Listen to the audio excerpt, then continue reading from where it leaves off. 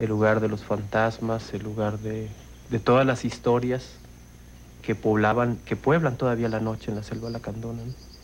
Y al que los campesinos de la zona le tienen mucho respeto y mucho miedo, ¿no? Y en ese tiempo del día o de la noche, ya cuando está empezando la noche, es cuando salían estas pláticas, ya fuera de programa, como decíamos nosotros.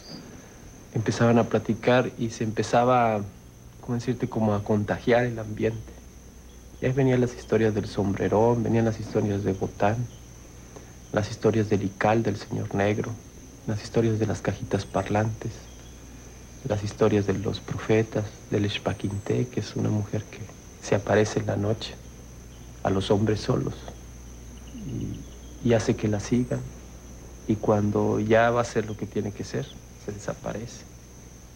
Entonces deja al hombre así completamente. Es como ocurre con los hombres en esas circunstancias, ¿no?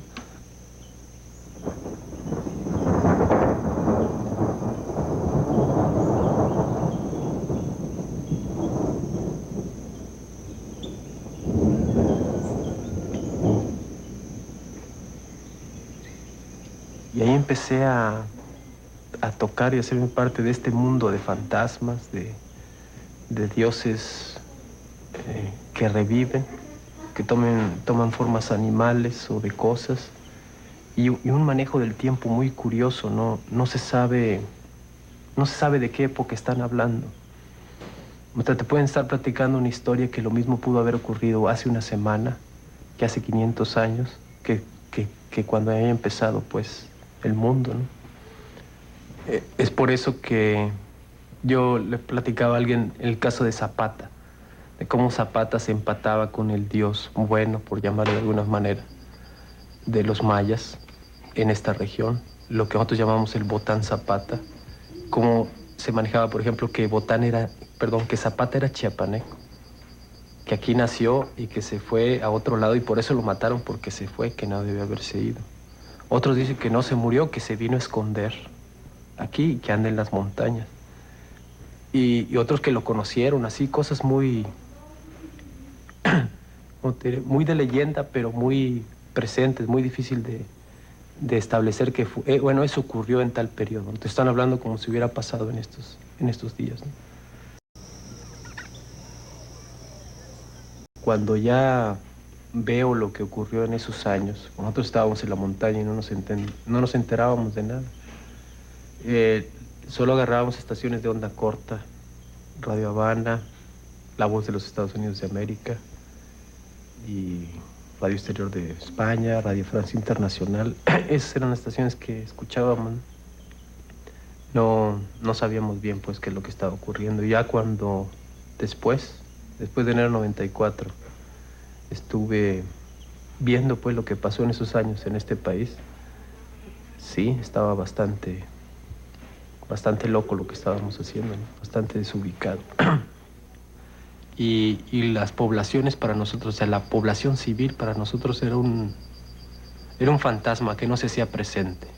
Y en nosotros estaba el fantasma del Che, de Bolivia, precisamente, de la falta de apoyo campesino a una guerrilla implantada artificialmente. Entonces no teníamos una visión muy optimista. Claro, a nosotros nos ayudaba un poco que había gente de la zona que hablaba el dialecto y todo eso. Pero como quiera no teníamos confianza, la verdad. Pensábamos que podía pasar lo que le pasó al Che.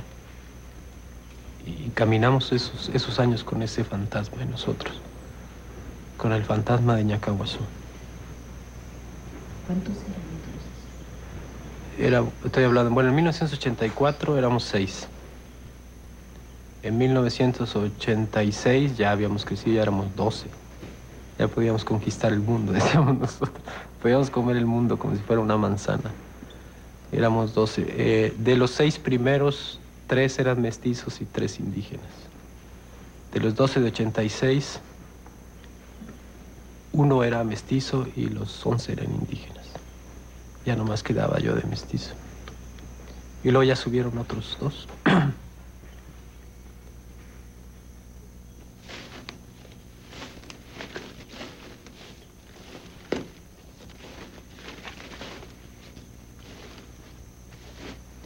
Bueno, entonces lo que ocurre es que estos compañeros, pues, guerrilleros indígenas que sí pueden visitar a sus familias y hacer el trabajo político ahí, empiezan a, a- a devolver eso que te platicaba de cómo los jóvenes heredan la historia de todo el poblado, de toda la familia, por vía oral.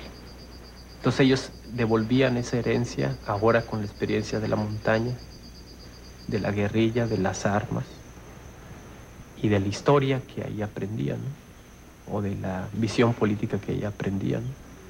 Entonces como que devolvían ahora esa carga a los más viejos, a sus familiares. Y eso se encargaban entonces de hacer, buscar gente a quien contarle, ¿no?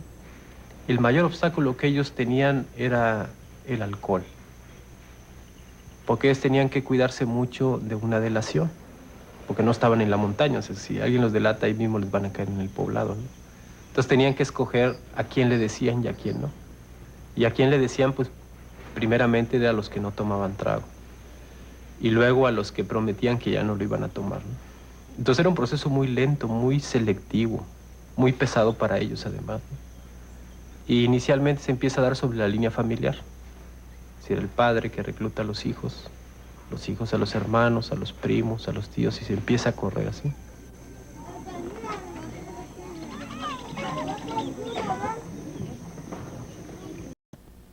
¿Por qué cuando brincamos siempre Nosotros, ¿no? Ahí ya podíamos llegar. Ahí en uno de esos poblados es del Viejo Antonio. Es muy adentro de la selva y ahí es donde nosotros entramos por primera vez armados de día a un poblado? Es el primer poblado civil que tomamos en 1986 precisamente. El poblado del Viejo Antonio, a invitación de él, precisamente. No, pues vénganse porque no me quieren creer. No me quieren creer, porque, decía él, pues, de la gente, porque la guerrilla en ese entonces formaba parte de todo este mundo mágico que puede ser cierto o no ser cierto, ¿no? Finalmente, hasta que no lo veas, no lo puedes creer. Entonces se da la imagen en el pueblo del Viejo Antonio de hombres armados que no vienen de la ciudad, que bajan de la montaña. Entonces nosotros venimos de la montaña, no venimos de la ciudad. Para la población venimos de la montaña. Entonces eso engarza con muchas historias de antes, de muy antes, de antes de los españoles incluso.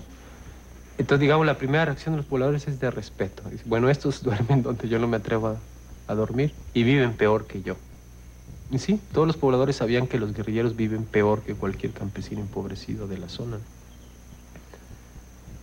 Y eso permite que escuchen lo que tenemos que decir. Y empezamos a hablar, a tirar rollos de política. Pues los absurdos que habíamos aprendido, ¿no? Que el imperialismo, la crisis social de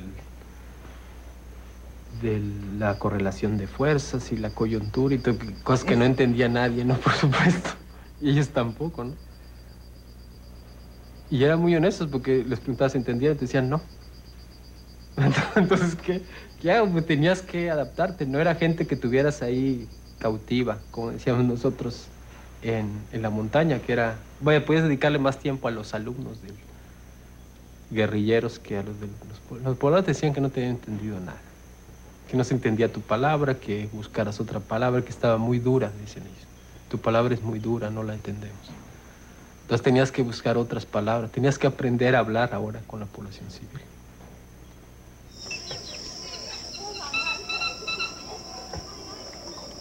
¿Cómo decirte? Aprendemos a escuchar. Y antes habíamos aprendido a hablar. Bastante, ¿no? Como toda la izquierda.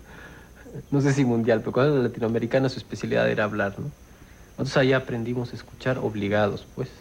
Tenías que aprender a escuchar porque era un lenguaje que no era el tuyo. No solo en que no era Castilla, tenías que aprender el dialecto. También era que sus referentes, su marco cultural era otro. Cuando se referían a una cosa, no querían decir lo mismo que tú dices. Entonces tenías que aprender a escuchar con mucha atención. Entonces hay una especie de, como le escribía yo a alguien, Nosotros teníamos una concepción muy cuadrada de la realidad. Entonces, cuando chocamos con la realidad, queda bastante abollada. Ese cuadrado queda como esa rueda que está ahí. Y empieza a rodar y a ser pulida por el roce con los pueblos, ¿no? Entonces no tiene nada que ver con el inicio. Entonces cuando me preguntan, bueno, ¿ustedes son marxistas, leninistas, castristas o maoístas o qué son? No sé, realmente no sé qué somos. Pues somos producto de un híbrido o de una confrontación, de un choque que afortunadamente, pienso yo, perdimos.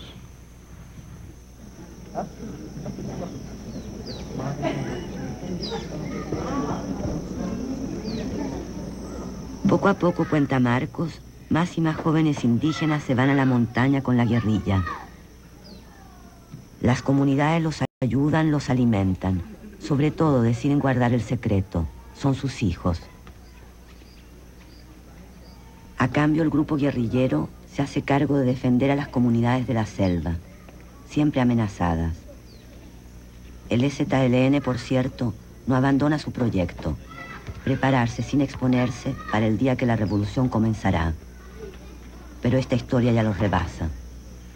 Eso, al mismo tiempo de que se da este proceso de conspiración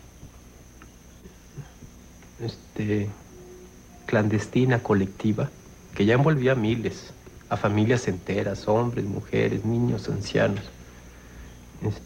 Ellos también deciden estructurarse según gobiernos autónomos en realidad, ¿no?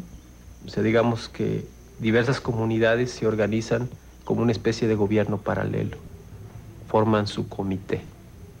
Entonces empiezan a hacer los trabajos colectivos y el dinero que antes se usaba, pues para las fiestas, para el trago, porque había mucho alcoholismo, o para arreglos de la comunidad, se empieza a dedicar en la compra de armas. Un arma por aquí, otra arma por allá, que conseguían por un lado, que conseguíamos nosotros por otro lado. Y entonces ahí se da el otro elemento de que este es un ejército que no es armado de fuera. Es un ejército que se arma él mismo, por eso su desarme es impensable.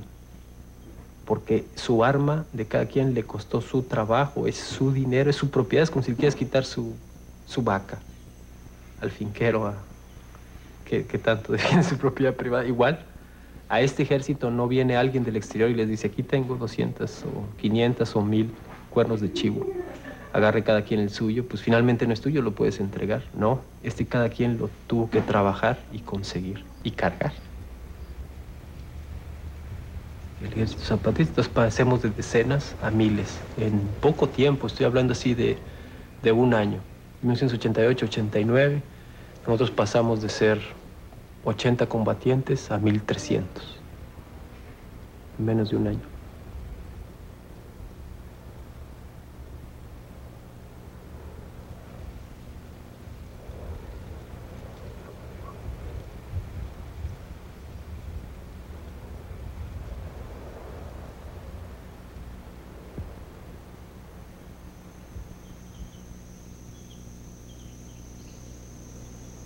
'90, 91, 92.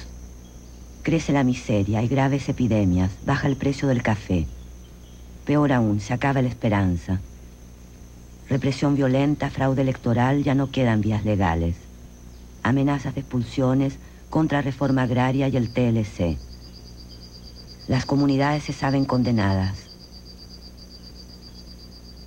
Y donde empiezan a decir los comités, lo que después sería el comité, en ese entonces no eran comités, eran responsables regionales, empiezan a decirnos, la gente ya quiere pelear.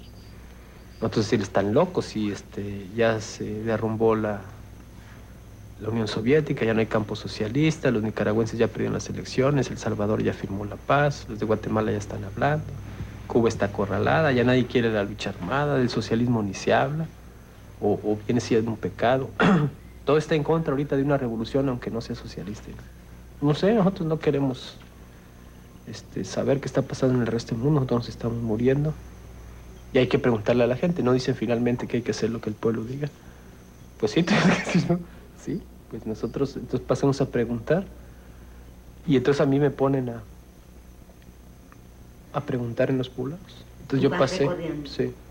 Yo pasé en la mayoría de los poblados a explicar y les decía, así está la situación.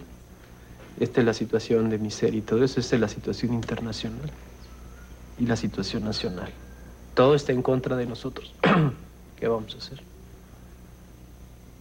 Y ya, quedaban discutiendo días, varios días, hasta que llegaba la votación y se hacía un acta, donde decían tantos niños, tantos hombres, tantas mujeres, tantos que sí la guerra, tantos que todavía no. Y así salió, por varias decenas de miles, que había que empezar la guerra. En octubre de 92, con los 500 años. El 5º centenario de la conquista. Solo que nada está listo. Falta formar el comité, el gobierno electo de las comunidades campesinas. Por fin, en enero del 93, relata Marcos, el ejército zapatista, después de un último debate, pasa bajo el mando del comité. Entonces, como yo soy el mando militar, entonces a mí me encarga, ahí es donde me avienta la pelota y dice, bueno, entonces tú encárgate de eso. Entonces yo pido un plazo. Pido un plazo pues para tratar de acomodar, porque nosotros habíamos organizado toda la estructura militar para defendernos, porque esa era la demanda de los compañeros, defiéndanos. Nunca habíamos pensado que íbamos a salir en columnas a atacar las ciudades. Bueno, lo soñábamos, pero no habíamos entrenado a nuestra gente, ni siquiera para combate urbano. Porque teníamos que salir a atacar ciudades, decía yo. Teníamos que buscar un efecto político que nos ayude a brincar también la acusación de narcotráfico. No nos pueden acusar ya de ser títeres del imperialismo soviético, porque ya no hay soviéticos. Ni de ser una revolución exportada, pero sí nos pueden acusar de ser narcoguerrilla. Entonces lo que tenemos que hacer nosotros es brincar también esa acusación. Entonces necesitamos una acción espectacular. Algo que no hagan las guerrillas, tomar ciudades, que no hagan los narcotraficantes, que es tomar ciudades y levantar banderas con ejércitos de miles, pues, que fue lo que hicimos. Entonces teníamos que planear una salida a las ciudades, toma de cabeceras municipales, con mucha tropa. Entonces ya por problemas logísticos, de que no se completaban unidades o equipos o algunos otros problemas, se fue noviembre, se va diciembre y ya llegamos al día último del año. Y ahí es donde empieza la última etapa del ZLN. Bueno, espero que no sea la última. La que estamos ahorita, pues, que es la de que nace en enero de 94.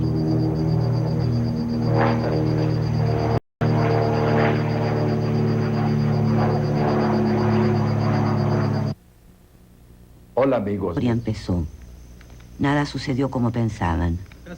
La guerra solo duró 15 días y desde entonces, dice Marcos, los zapatistas improvisan. Siguen luchando contra el tiempo, contra el olvido.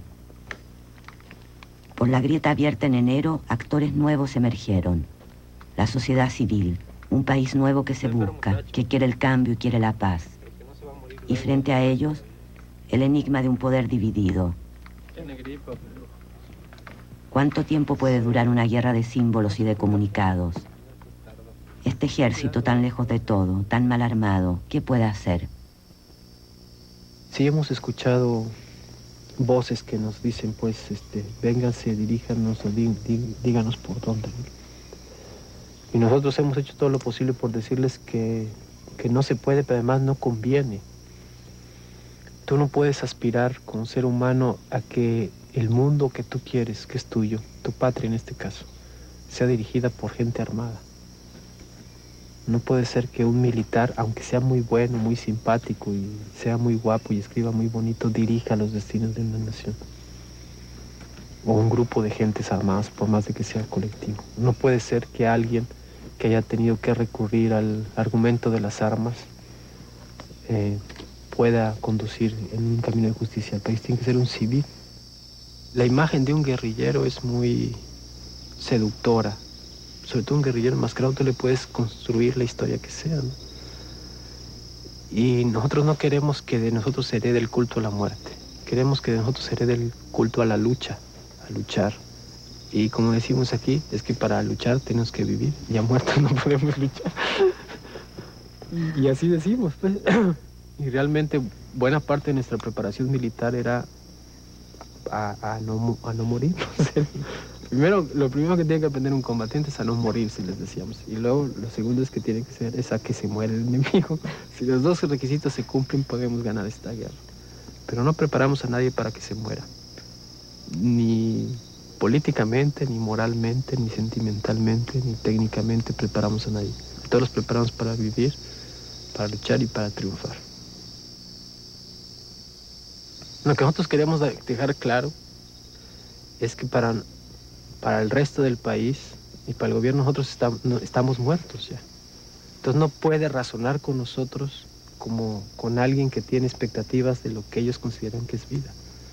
Se tiene que hablarle a gente que ya está muerta, o sea, que no le importa que la destruyan y que a cambio de que resuelvan sus problemas. Entonces nosotros les decimos, es que nosotros háblenos como si estuviéramos muertos. Entonces, ¿qué le puedes ofrecer a un muerto? Nada.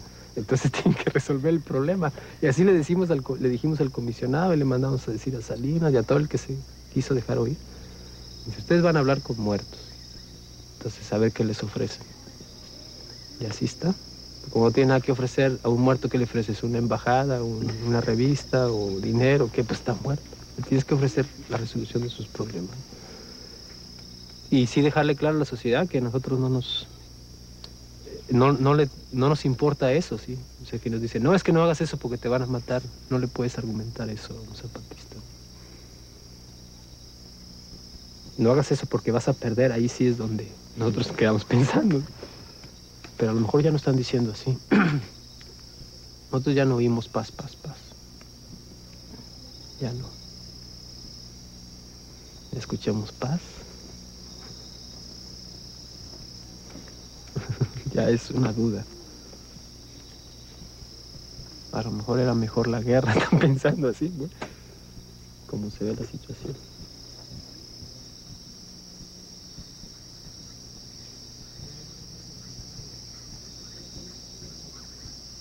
Ça c'est fini.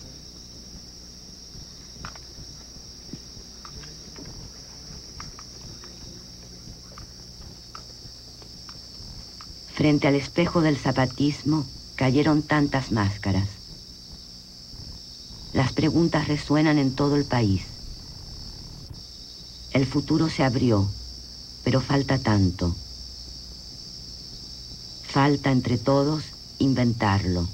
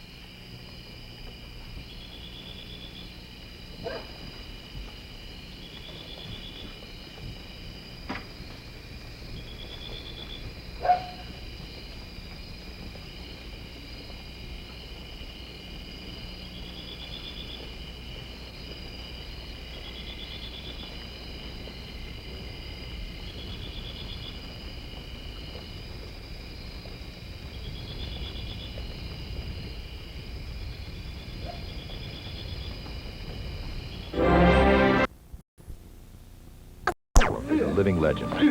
A second-degree black belt in Karate Do Daido Judo. El objetivo es ganar y todo está permitido. La única regla es dar a conocer un poco la disciplina que él maneja. Así que ahí lo tienen ustedes. Roy Gracie frente a Minoki Ikihara del Japón. Está llevando hasta el enlonado a Ikihara, sujetando por las piernas, buscando inmediatamente conectar de alguna manera a este gladiador japonés, campeón mundial de Karate Do Daidojuku. Y lo que decíamos, cualquier tipo de sujeción está permitida. Los vemos sujetos en este clinch. Allá no ven ustedes cómo están engarzadas las piernas del japonés y este brasileño Royce Gracie. La diferencia de peso es apenas de 2 libras, algo así como 1 kilogramo. Y Royce Gracie ha pues tenido una espectacular participación durante 1993 en varias series de campeonato. Ahí está golpeando la cabeza, sujetando, presionando para tratar de hacer que su adversario afloje de alguna manera las piernas y le permita liberarse. Lo pueden ustedes ver ahí contra el enlonado, golpeando con la mano derecha, mientras Ikihara sujeta con un candado al brazo de este Royce Gracie. Es un perfecto octágono enrejado en esta superficie de competencia.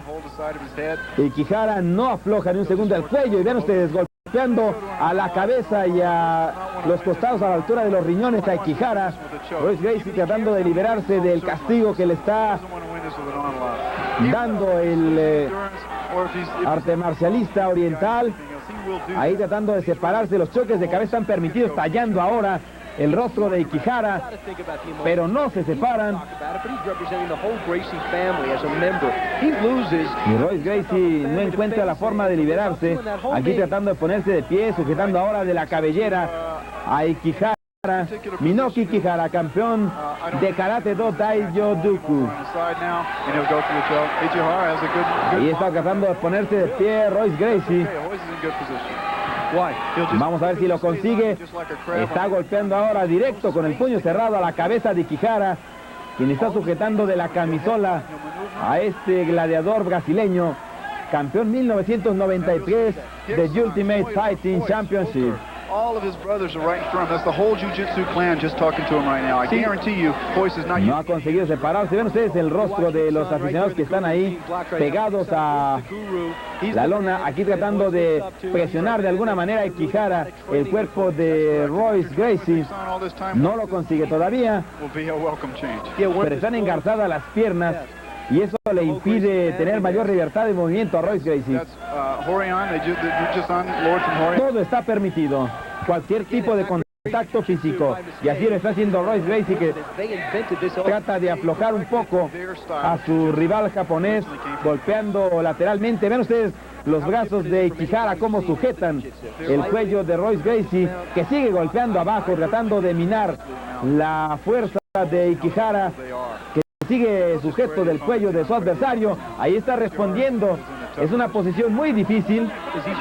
El juez está únicamente supervisando la acción.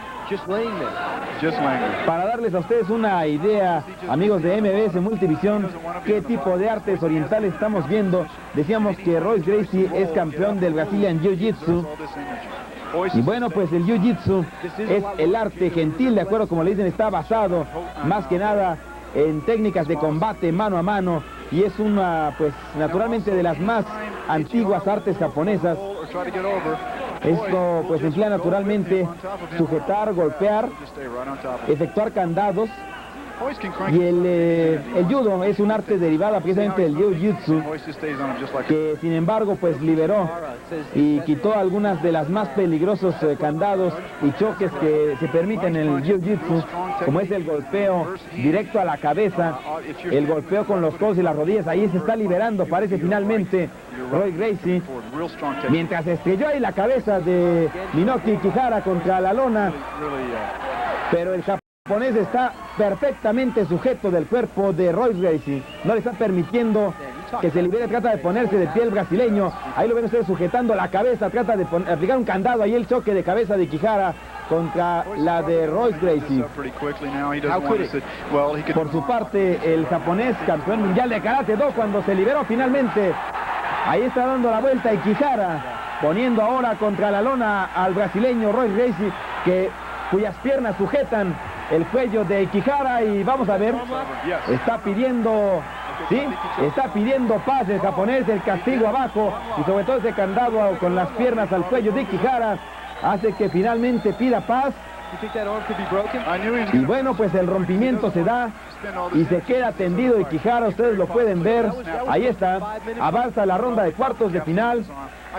Es que el castigo fue tremendo, aquí lo vamos a ver, vean ustedes ahí.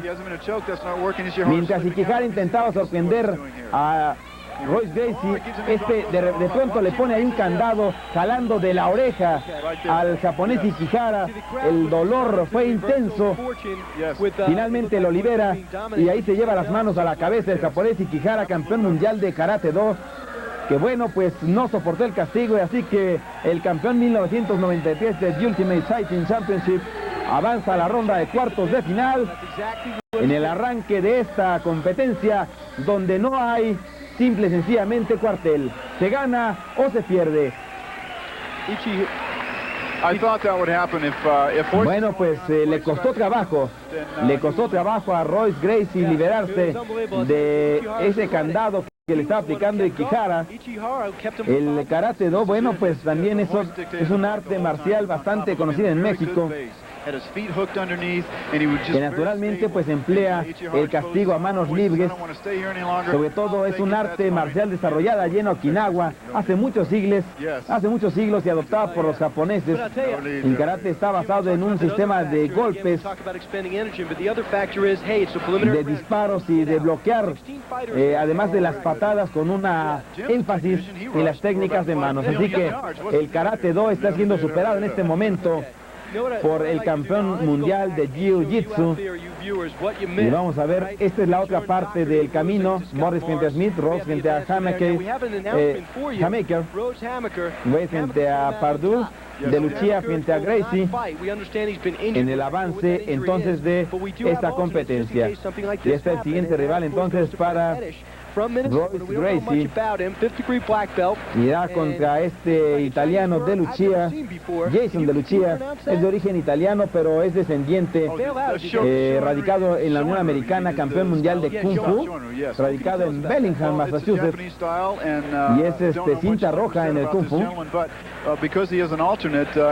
Bueno, pues indudablemente resulta excitante. Es un combate, decíamos, en el que no hay reglas y en el que sea principalmente un desahogo a todos aquellos sujetos que son extremadamente violentos, ahora en un marco legal. Algo de lo que pasó en forma sorpresiva durante los combates previos. Aquí ustedes pueden ver cómo estaba sujeto y virtualmente estrellado contra la reja este competidor de origen alemán, que fue derrotado durante las rondas preliminares. Hubo 16 combates que originaron los 8 finales, que son los que vamos a presenciar en esta emisión, amigos del sistema MBS Multivisión. Esto es entonces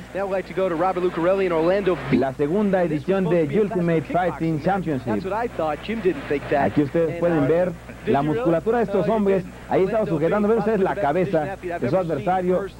Se levanta y vean ustedes esto. Con el codo, con la rodilla, se trata de poner fuera de combate al adversario, y vean ustedes eso. Es la violencia absoluta. Un hombre que se queda ahí noqueado en la lona. Aquí viene al remate este gladiador y ya está pidiendo paz. Bueno, pues es de verdad impresionante lo que estamos viendo. Un hombre que estaba virtualmente rendido, pero que aún no estaba totalmente fuera de combate. Ven ustedes esta serie de golpes con el codo impresionantes, hasta que ahí vuela la